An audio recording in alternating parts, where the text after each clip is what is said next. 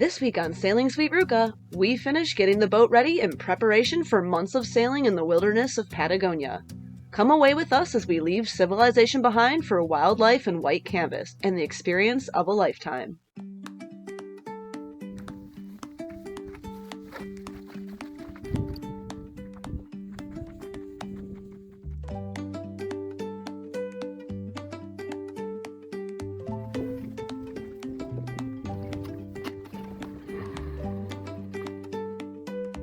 We have 5 new cans that have 90 liters in them, and then we have these cans that we bought in Uruguay. They have 145, so mathematically that would put us at 235 liters. But we still have 5 yellow jerry cans on the boat. Each hold 20 liters apiece. 5 times 20, that's 100, so that's 100 more liters, putting us to a total of 335 spare liters outside of our primary fuel tank, which holds 60 gallons, which is... And then another 30 gallons. Yes, and then we have another tank with 30 gallons for our heater, so I'm trying to do gallons to liters as I talk, but... So 350 liters is what is in the boat.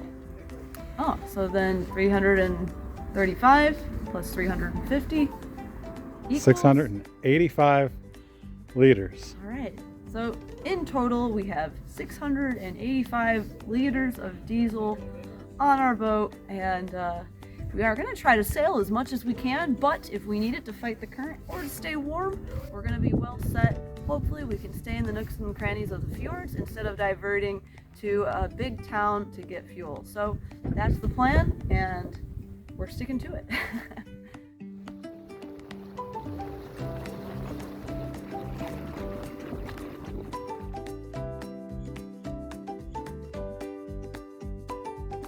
We ended up adding even 2 more jerry cans for a grand total of about 725 liters, or just over 191 gallons, after I did my liters to gallons math a bit better. This might not get us all the way to Puerto Montt, but would keep us in the wilderness for the majority of at least the first half of the trip.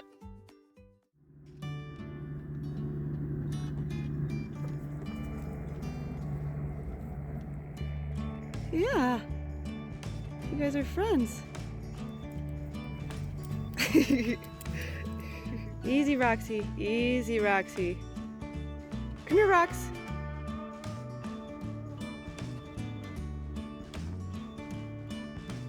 Hi, guys.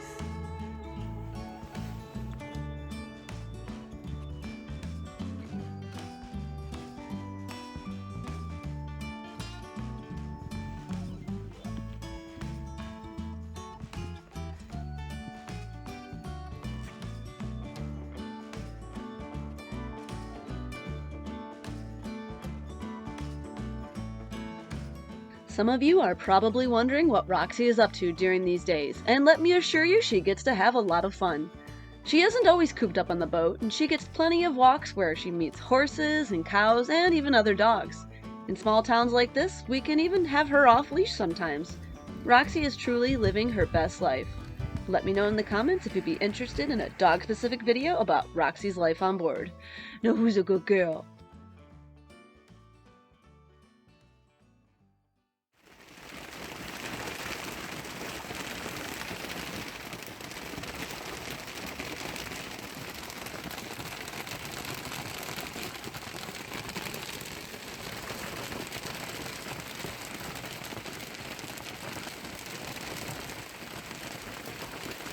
Puerto Williams is known as the city at the end of the world, and we're starting to see more snow and even hail at times. Toto, we're not in the tropics anymore. It's time to get this boat moving north, but not before we say goodbye to our friends and finish prepping the boat.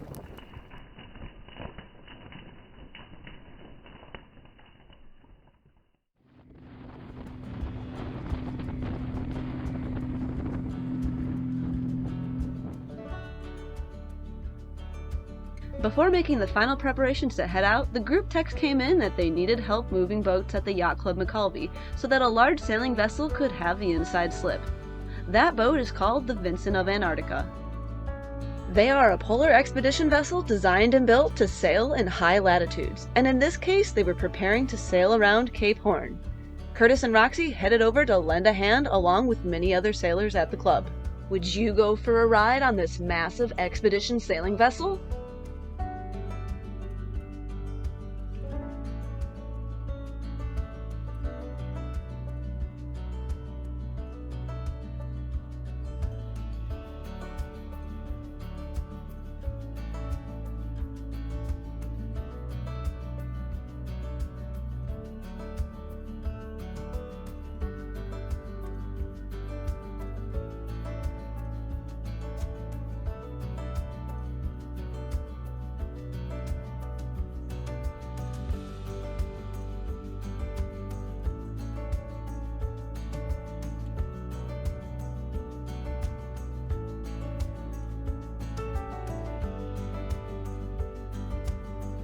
They use rather large and powerful tenders from the sailing school to help swing the boats out and then bring them back in. It requires a lot of moving of lines as well as attentiveness to the wind and depth, side to side and forward and aft movement to make sure all goes without a hitch. The spirit of camaraderie and kindness is surely unmatched in most places in the world. Puerto Williams, Cape Horn, Antarctica, and in general cold weather sailing bring us together so that we can all achieve our dreams.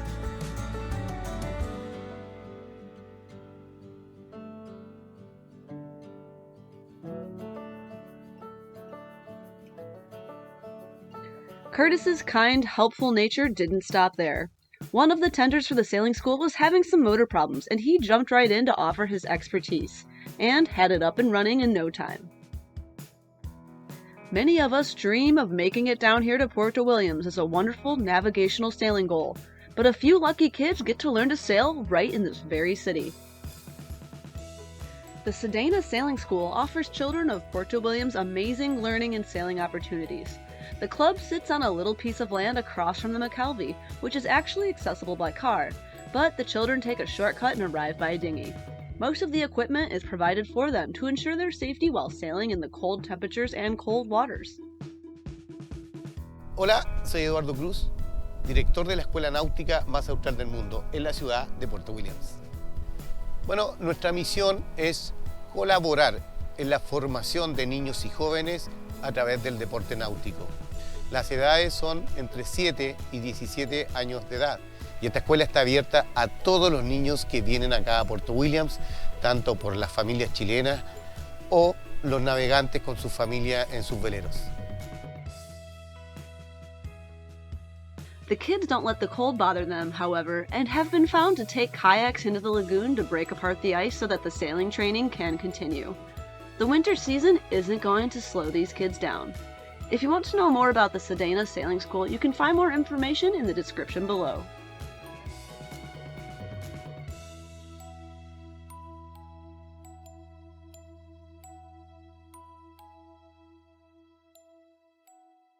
Luckily, we were granted permission to use the club to have another Cape Horn party, this time for Tom and Hannah aboard the catamaran Artemis, as well as Eloy and Sandy, who completed the rounding of Cape Horn the day after aboard their Amel Red Lion.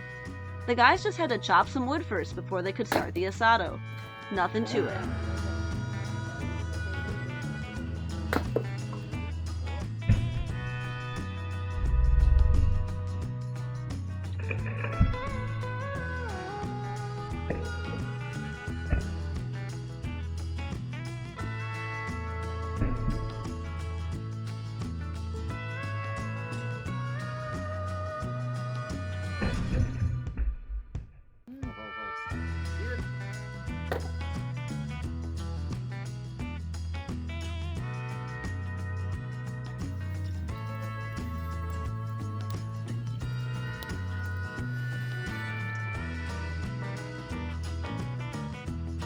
We invited the remaining crews hanging out at the McKelvey and made a wonderful night of it before heading out into solitude and the wilderness.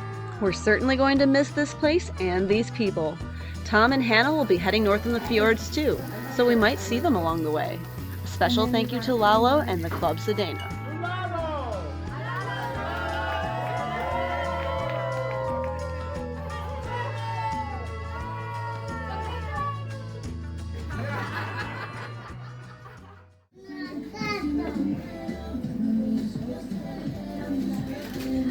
Hey guys, we are here provisioning for 2 months. This is it seems like it's the most food we've ever bought, but it's probably not. I honestly don't know where we're gonna put it all because we already did a mini provision in Uruguay and we still have a lot of food left over from that.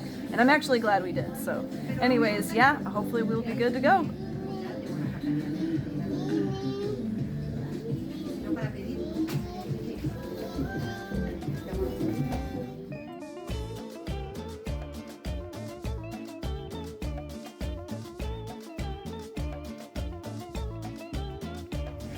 Hi everybody, I'm Simon from Simon & Simon Market in Puerto Williams, Chile, here. We're traveling with these guys, we're going to Micaldi, left all the stuff for his boat, okay? Yeah, we're going to be in the fjords for a few months probably, and so we want to make sure we have everything, and it's so nice you don't have to carry it on our backs because it's going to be a lot of hard sailing. And yeah, this is the place to be and the place to get all the great food. So looking forward to an amazing adventure. Thank you, Simon. Thank you. Have a nice trip. Everybody who's coming here, you need to come here. Yes, Simon, okay? Simon. Good. That's much for me. Yeah. Ciao. Ciao. Get some driving. Whee! Lo siento por no hacer el pedido antemano. No hay problema, mira cómo va. No hay problema, linda. Mi problema es que Curtis nunca sabe cuándo vamos a salir. Exactly. Alright guys, we just got back from Simon & Simon and we've got hopefully 2 months worth of food here. And it feels so weird to be shopping for that much food at one time for that length of time, but I think we're going to be good to go. So yeah, we've got lots of good, long-lasting stuff, but also some fresh things, what we could do. So, all right, I'm excited for the next grand adventure.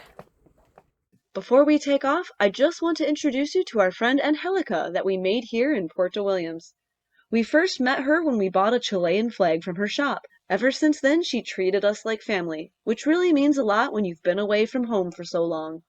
For our last night in Puerto Williams, she offered to make us centolla, which is crab from Patagonia and the most well-known food in the area.